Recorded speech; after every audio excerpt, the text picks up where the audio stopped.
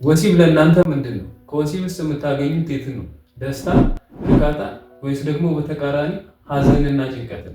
ከወሲብ የምታገኙት የት ነው? በዛሬው ቪዲዮ ይሄንን የምንወያይ ይሆናል። ቻናላችንን ሰብስክራይብ እያደረጋችሁት ቪዲዮን ላይክ በማድረግ ጀምሩ። ወደ ቪዲዮ። ሰላም ሰላም፣ ውድ የቻናላችን ቤተሰቦች፣ ዛሬ የምናወራው ስለ ወሲብ። ወሲብ ምንድን ነው ለእናንተ? ስለ ወሲብስ ያላችሁ ግንዛቤ ምንድን ነው? ዛሬ በዚህ ቪዲዮ ይህንን ጠቅልል አድርገን የምንማር ይሆናል። በጠቅላላው ስናየው ወሲብ ማለት ልክ እንደ አንድ የደስታ ምንጭ ነው።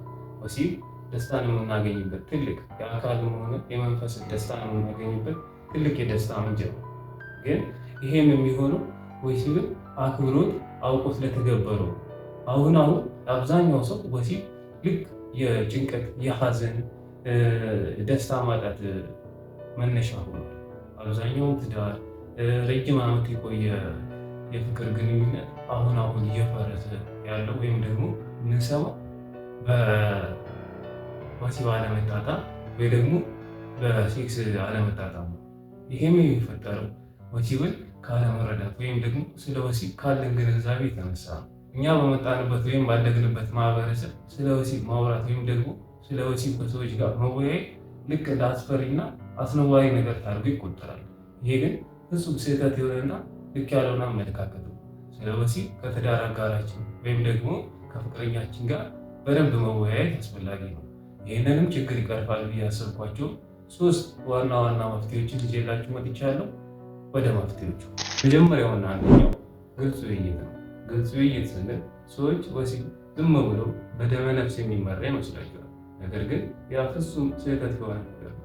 ወሲብ እርስ በርስ የተወያየን ምን ቢሆን ደስተኛ ይሆናል፣ ምን ቢሆን ደስተኛ አይሆንም፣ እንዴት ሲሆን ደስተኛ ይሆናል፣ እንዴት ሲሆን ደስተኛ አይሆንም የሚለውን ነገር የራሳችንንም በመናገር የዛም ሰውን ፍላጎት በመጠየቅ እኩል በመወያየት የተሻለ ደስታንና እርካታን እናገኛለን። ይህም በምናደርግ ሰዓት የህዝብ ነፃነትን ወይም ደግሞ ወሲብን ነፃ በሆነ መንገድ ሳንሳቀቅ እንድናደርግ ወይም ደግሞ እርካታን እንድናገኝ ይረዳናል።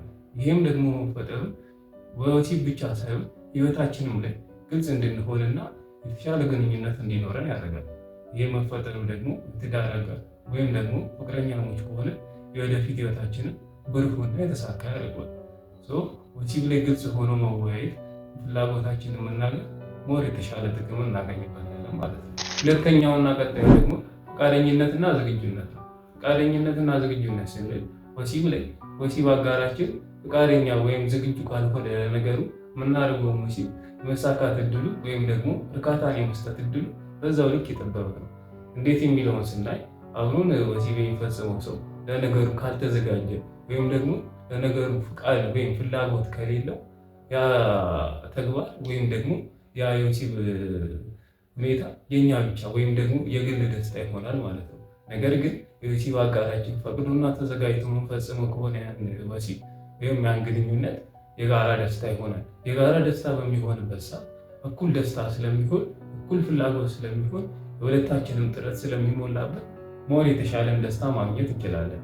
ስለዚህ ፈቃደኝነትና ዝግጁነትን ማረጋገጥ ዋናና ቀጣይ ነው ማለት ነው። ሶስተኛና የመጨረሻው ደግሞ ቅድመ ወሲብ ጨዋታ ወይም ደግሞ ፎር ፕሌይ የምንለው ነው። ጥናቶች እንደሚያሳዩት ከሆነ ቅድመ ወሲብ ጨዋታ ለወሲብ ላይ በጣም ከፍተኛ ሚናን እንደሚጫወት ያሳዩናል። ቅድመ ወሲብ ጨዋታ የምንለው አብዛኛው ጊዜ ወሲብ የሚጀመረው ከአልጋ በፊት ነው። ይህንንም ስንል ከአልጋ በፊት መተቃቀፍ፣ መሳሳም፣ ሰውነት ለሰውነት መነካካት፣ መተሻሸት አእምሮንና አካልን ከምንጊዜውም በተሻለ ለወሲብ ዝግጁ ያደርጋል። ይህም በምናደርግበት ሰዓት የምናገኘው ደስታ ወይም ደግሞ የእርካታ መጠን ከፍ እያለ ይመጣል።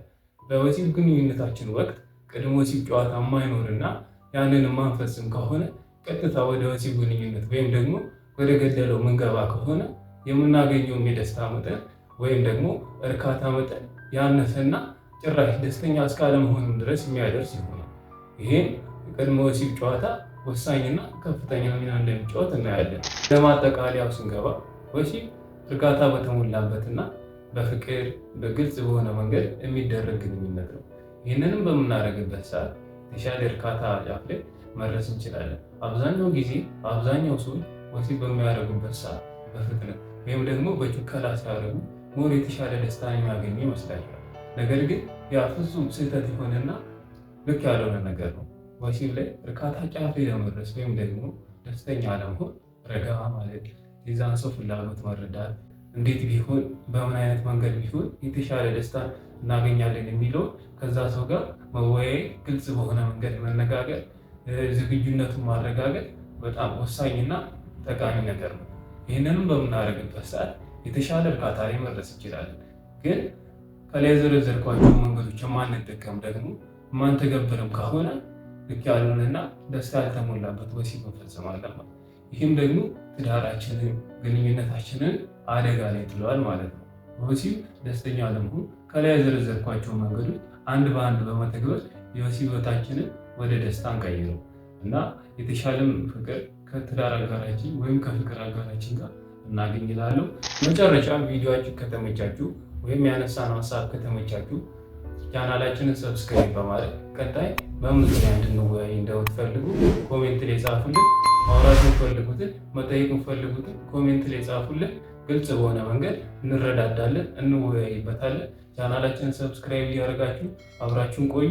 በቀጣይ ቪዲዮ እስክንገናኝ ሰላም ነው።